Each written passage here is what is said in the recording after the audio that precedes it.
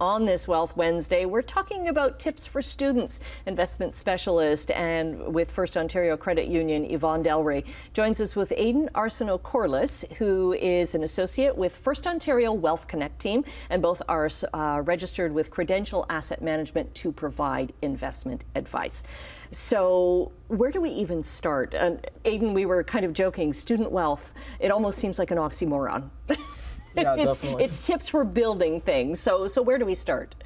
I think the main thing, so I did bring Aidan in because he did spend 6 years in post-secondary education. He's now transitioned into the professional world of finance.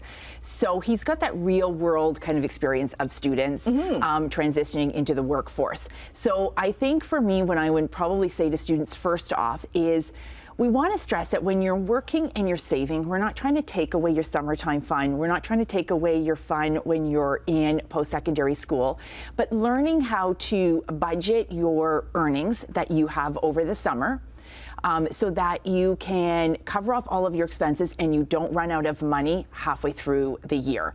And learn now what some of those skills are to transition forward into adulthood. Right. And Aidan, what are some of those skills, or what can students do? Yeah, well, like Yvonne was saying, I mean, setting up a budget is a great way to start. And for that, just list your essential expenses, kind of like rent, tuition, books, anything that you need to spend your money on, and then just have what's left over for discretionary spending like entertainment, dining out, anything like that, right? And be really honest and maybe, write out to set your budget, maybe write out, what am I actually spending on things? Yeah. Okay. Definitely. It's always a good part of any plan, really, to kind of have that, like, okay, this is the money that I need to spend, this is the money that I want to spend, right? And then to facilitate that, it's good to have like an automatic transfer, maybe set that up with your paycheck to really have a division there of your money. In your checking account, you got your working money, your savings account, you got your savings money.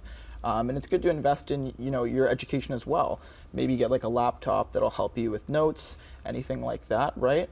And then if you're between 18 and 24, it's a perfect time to maybe set like a tax-free savings account up and invest for your future as well. Right, because Yvonne, there are so many things that maybe students don't know about. Like he was talking about, separating if you're getting paid from your summer job, have something go automatically to one account, and then you've got your spending money, and so that you never see that money. Yeah, absolutely. So, I mean, the biggest expense that students have probably is their tuition and books. So like we've talked about in previous Wealth Wednesdays, that's where the RESP, if you are fortunate enough to have somebody set that up for you, because that is a government program specifically designed to save for post-secondary education. This time of year, when people are making the withdrawals, please remember to be strategic. Contributions are not taxable income. Grants, growth, bonds are taxable income to the beneficiary. So kind of always remember that. The other thing is, okay, so if there's a shortfall, so if you go through your budget and you find that there's a shortfall. And you're struggling. And you may be struggling. Couple things that even with my kids, this is what I stressed. So for intake, look for scholarships, bursaries that your financial institution may be offering. Even if you think you don't qualify, try, because you never know what might happen. This specifically happened to my daughter. So the other thing is for the output, this age group is really great at the online platform and using the apps. So use those to your advantage. There are apps for comparison shopping. Right. So be smart spending.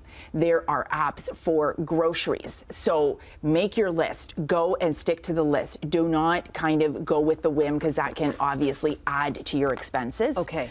Thrifting is always a good thing as well. And Yvonne, we've run out of time. We're going to have to stop you there. But Yvonne and Aidan, thanks very much for coming in. And viewers, I'm sure, have lots more questions on this. So we'll get all the links up on our website, chch.com/morninglive.